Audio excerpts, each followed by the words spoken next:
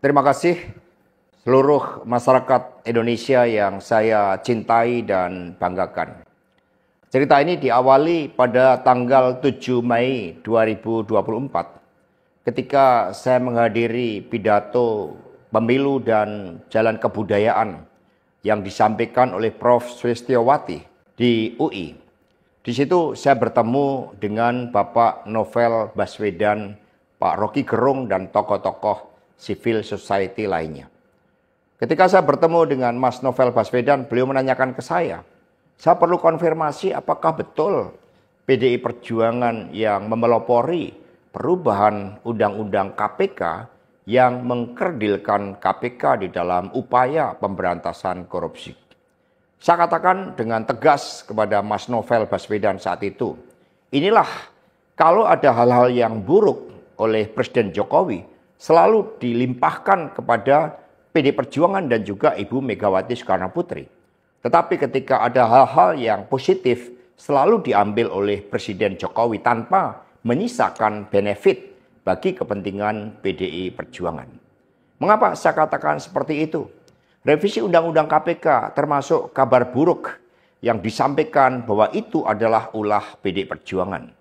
Sebagai Sekretaris Jenderal DPD Perjuangan, saya sampaikan kepada Mas Novel bahwa saya adalah sekjen yang sangat getol menjabarkan perintah Ibu Megawati Soekarno Putri bagaimana PDI Perjuangan memerangi korupsi.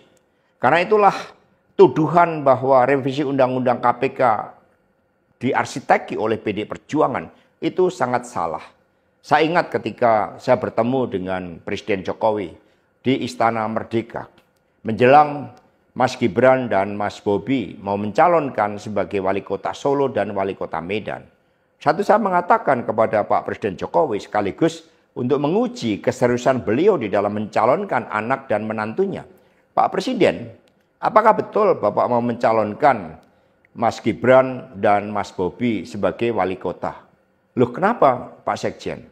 Karena ketika Mas Gibran dan Mas Bobi sebagai wali kota, maka otomatis dia menjadi pejabat negara.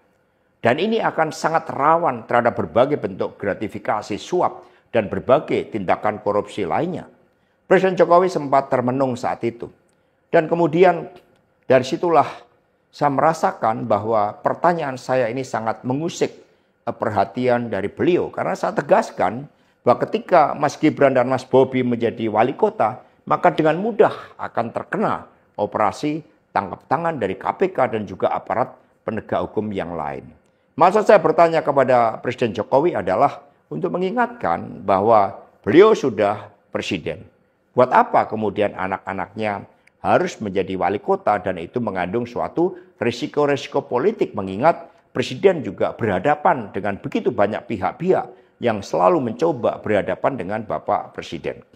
Tetapi beberapa saat kemudian saya menerima salah seorang menteri dan beliau mengatakan kepada saya bahwa sudah mendapatkan arahan dari Presiden Jokowi untuk melakukan revisi Undang-Undang KPK. Saat itu dijelaskan berbagai pasal-pasal penting, misalnya bahwa pimpinan KPK tidak otomatis bertindak sebagai penyidik. Kemudian ada beberapa pasal-pasal yang tidak memungkinkan bagi penyidik independen untuk bergabung ke KPK. Berbagai revisi-revisi itu karena ini adalah perintah dari Presiden, maka ya saya sarankan untuk bertemu dengan seluruh jajaran fraksi di DPR RI dan coba menggalang atas perintah dari Presiden. Nah saat itu Pak Menteri yang menjadi kepercayaan dari Pak Jokowi ini menyampaikan bahwa kira-kira akan diperlukan dana sebesar 3 juta US dollar untuk menggolkan revisi Undang-Undang KPK. Dan mengapa berjalan mulus? Karena Presiden Jokowi punya kepentingan untuk melindungi Mas Gibran dan Mas Bobi. Maka sejarah mencatat bahwa revisi Undang-Undang KPK ini dilaksanakan sebelum pelaksanaan pilkada serentak di mana Mas Gibran dan Mas Bobi berproses menjadi wali kota.